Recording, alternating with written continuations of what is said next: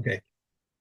Once they did not enter the harbor until night had fallen, and they asked Rabbi Gamliel, "May we disembark?" And he answered them, "You are permitted, for I have been observing, and we were within the Lechum before dark." If one left with permission, and they said to him, "The act has already been done," he has 2,000 cubits in every direction. If he was within the Chum, it is as if he did not leave, and all those leaving to save people may return to their places. One who sat down while on a journey then stood up and saw that he was near a city. Since it had not been his intention, he may not enter. And these are the words of Reb Meir. Rabbi Yehuda says he may enter. Rabbi Yehuda says it once happened that Rabbi Tarfon entered without intent. Okay.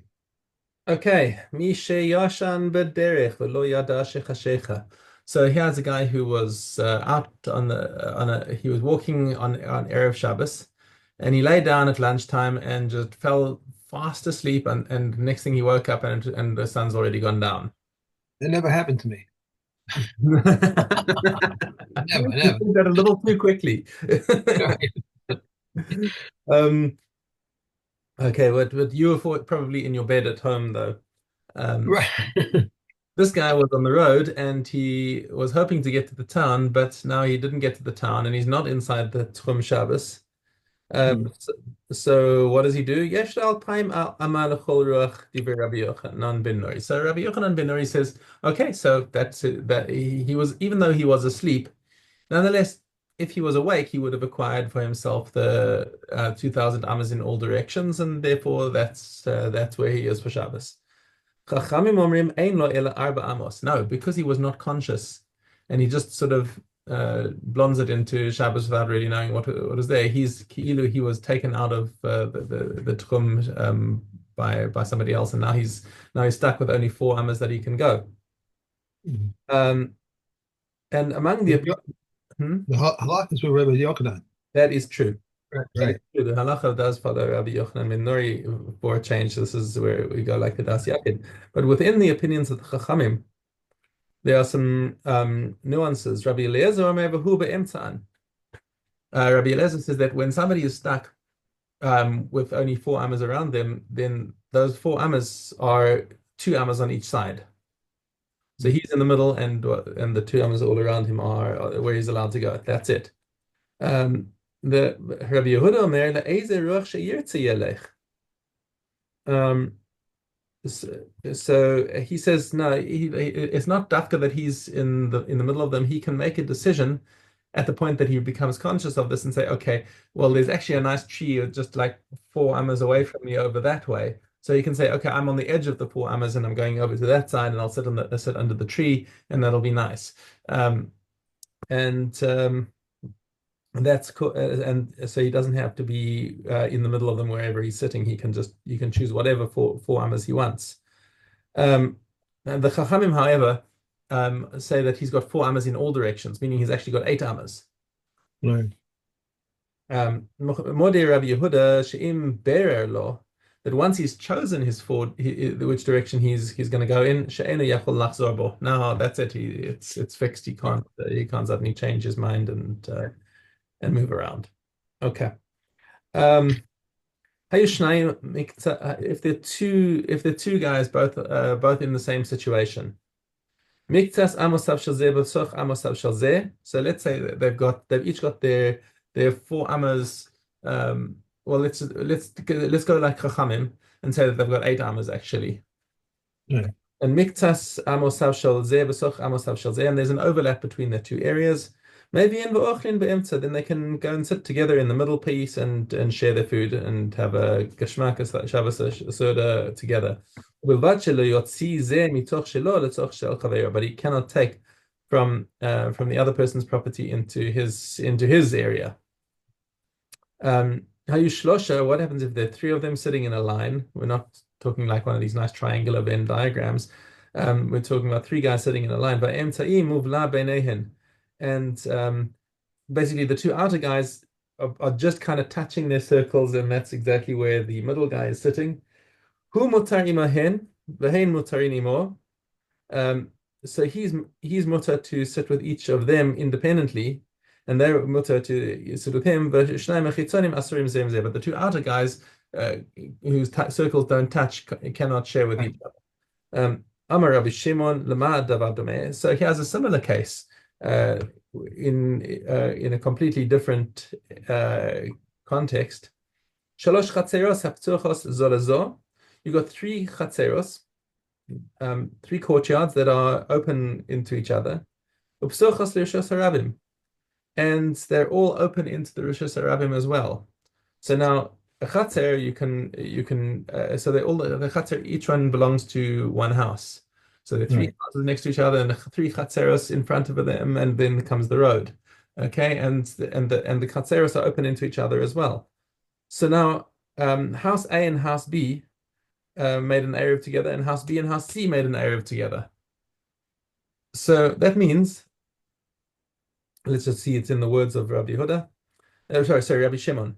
It says Erev Shteim im ha'emtzais. If each one of them made an independent Erev with the middle guy, he muteres ima hen v'hen muteres ima. Then A and B are allowed to carry between each other's properties, and B and C are allowed to carry between each other's properties. V'shtei achitzonim asuros zo im zo. But A cannot carry into C, and C cannot carry into A.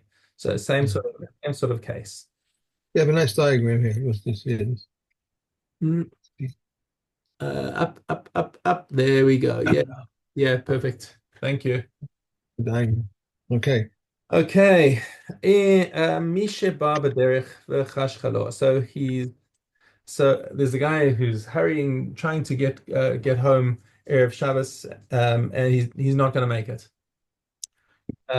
He sees the sun's going down. He's just not going to make it. But he knows that there's a tree or a fence that's in between him and his house. So Haya Makir Ilanu Gader Amar Shvisa Sitachtav, and he declares, my Shvisa is going to be under that tree or next to that fence. Right. Lo Maklum. Sorry, that was not specific. That was not specific enough. So he gave too general of a statement. Shvisa si be'ikaro. If he says my place of Shabbos is at its base, that's better. Mahalech mimakom raglav va'ad ikaro alpayim amas. So if it's within 2,000 amas, of course it's got to be within 2,000 amas of where he currently is standing.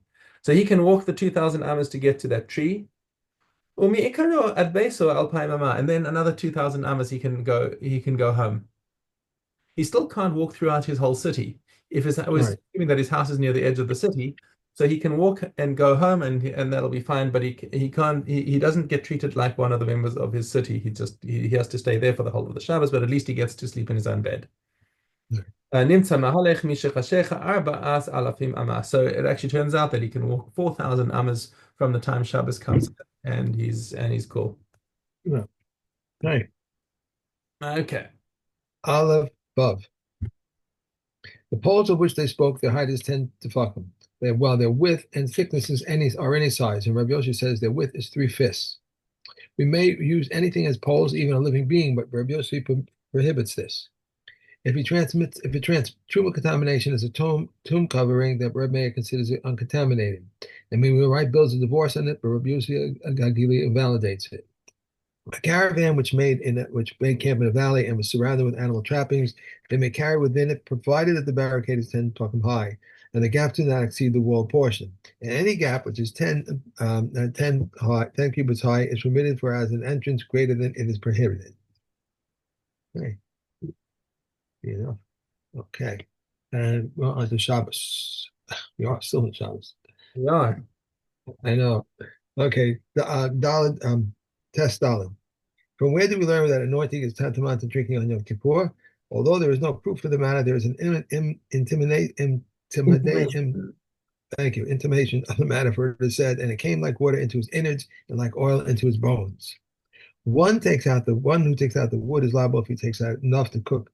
He's liable if he takes out enough to cook an easily cooked egg, condiments, easy to season an easily seasoned egg, and they may combine with one another. Nutshells, pomegranate shells, woad, and matter are enough to dye the smallest cloth in the headdress.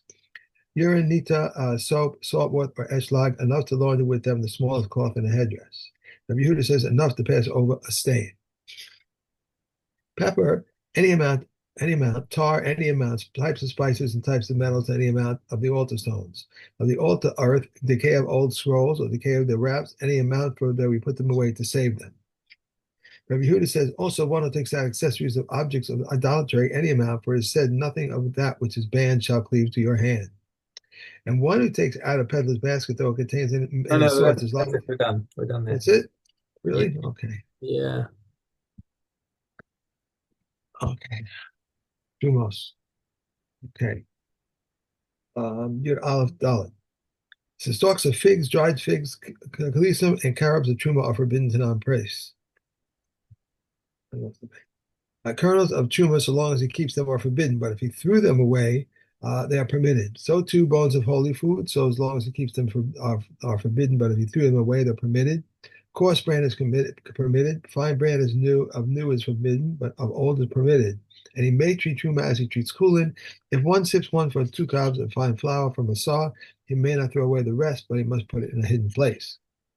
With one cleared out chuma of wheat from a storeroom, he is not enjoined to sit down and collect one by one, but he sweeps in his usual manner and puts chul in there. Okay. Hey, Quick vote. Mikvos. Okay, Vav Ches. One can cause mikvos to become tahor, an upper one from a lower one, and a distant one from a close one. How so? He should bring a pipe of earthenware or lead, and he should place his hand underneath it till it fills with water, and he should cause it to flow and be connected, even as a handbreadth is sufficient. If the upper one contained 40 sar and the lower one was empty, can draw. Lower one can draw water, carry it on his shoulder, and place it into the upper one until 40 saw goes down into the lower one. If a wall between two mikvahs was split perpendicularly, they combine. Horizontally, they do not combine unless they're the size of a water skin tube at one place. Rabbi Yehuda says just the opposite. If they're open to one another, they combine. But when the height is a garlic peel and the width is a water skin tube, and the width is as a water skin tube. Okay, one more, right? Mhm. Regarding Right, running a fixture on the drain of a bathhouse when it is in the middle of it disqualifies the mikvah. But when it is on the side, it does not qualify the mikvah because it like a mikvah next to one another mikvah. Now, the words of Rameh, but the comments say if the bath contained 1 of rainwater before it reaches the fixture of the drain, it's valid. If not, it is invalid. Reb Yelazar ben Tzadok says if the fixture is on the drain holds any water, the mikvah is invalid. Okay. Cool. Okay. Hey, base. Hey, base. Unconsecrated and consecrated animals outside. The first one is fit and he is exempt, and the second one incurs 40 lashes and it is unfit. Consecrated and unconsecrated animals outside. The first one is lav and the karas, and it is unfit, and the second one is fit, and both incur 40 lashes. Unconsecrated and consecrated animals inside, both are unfit, and the second one incurs 40 lashes. Consecrated and unconsecrated animals inside, the first one is fit and he is exempt, and the second one incurs 40 lashes and it is unfit. Unconsecrated animals outside and inside, the first one is fit and exempt, and the second one incurs 40 lashes and it is unfit. Consecrated animals outside and inside, the first one is live with the carrot, and the both are unfit and both incur 40 lashes. Unconsecrated inside and outside, the first one is unfit and he is exempt, and the second one incurs 40 lashes and it is fit. Consecrated animals inside and outside, the first one is fit and is exempt, the second one incurs 40 lashes and is unfit. If one slaughters an animal and is found to be a trait for one slaughters, or if one slaughters for idolatry, or one slaughters a cow used for purification, or a bull sentenced to stoning, or a heifer that is to be decapitated, the Shimon exempts him, but the sages declare him liable. And if one slaughters an animal and became an avail through his hand, or if he pierces his nostrils or tears out the throat organs, he is exempt from the law of it and its offspring. 2 persons brought a cow and its offspring, but whoever brought first may slaughter first. But if the second one preceded him, he has gained the advantage. If one slaughtered a cow and afterwards its 2 offspring, he incurs 80 lashes. If he slaughtered 2 offspring and afterwards he slaughtered it incurs 40 lashes. If he slaughtered it and his daughter's daughter, he incurs 80 lashes. If he slaughtered it and its daughter's daughter and afterwards he slaughtered its daughter, he incurs 40 lashes. Sumcha says in the name of Rameh, he incurs 80 lashes. On 4 occasions during the year, one who sells an animal to his fellow must inform him, I sold its mother for slaughtering, or I sold his daughter for slaughtering. They are the following: the eve of the last day of Sukkot, the eve of the first day of Pesach, the eve of Shavuot, and the eve of Rosh Hashanah. And according to Rosh Gili, also the eve of Yom Kippur in Galilee. Said Rabbi Yehuda, when he has no time, if he has time, he need not inform him. Rabbi Yehuda agrees that if he sells to the mother to the bridegroom and the daughter to the bride, then he must inform. It is known definitely that both will slaughter on the same day. Okay. All right. And one more. Did I skip one? I'm sorry. Dalit. I'm sorry. Uh, Dalit. On these four occasions, we compelled the butcher to slaughter an animal against his will. Even if the bull is worth 1,000 dinars and the purchaser only had one dinar's worth, we compel him to slaughter. Therefore, if he dies, it dies for the purchaser, but for the rest of the year, it's not so. Therefore, if it dies for the seller. Sota. Okay. Olive. If she was dressed in white, he dresses her in black. If she was wearing gold ear ornaments, chokers, and nose rings and finger rings, they remove them from her in order to disgrace her. Then he brings an Egyptian rope and ties it above her breast. But whoever wishes to watch may come and watch, except for her male and female slave, because she is familiar with them. And all the women are allowed to watch her, for it is stated, and all the women will have been chastised not to imitate your lewdness. According to the standard in which one behaves, so he is treated. She adorned herself for the sin, the Almighty disgraced her. She revealed herself for the sin, the Almighty revealed her sin. She sinned with the thigh first and then with the belly, therefore the thigh should be struck first, then the belly, and the rest of the body does not escape either. Shimshon followed his eyes, therefore the Philistines pierced his eyes. And it is stated, and the Philistines took hold of him and pierced his eyes. Absalom glorified his hair, that he was going to be hung by his hair. And inasmuch as he cohabitated with the 10 concubines of his father, 10 lances were thrust into him, as it is stated, and 10 men, bearers of Joab's armor, circled him, inasmuch as he stole 3 hearts, the heart of his father, the heart of the court, and the heart of Israel, as it is stated, Shmuel, Caden Shmuel. So Absalom stole the hearts of the men of Israel, therefore 3 darts were thrust into him, as it is stated, and Joab took 3 darts in his hand and thrust them into Absalom's heart. Okay. Done. Okay. Oh, just lost the place. There we go. Okay. Thank you so much. Have a great day. Enjoy. And I'll see you tomorrow, Mr. Shin. Thank you.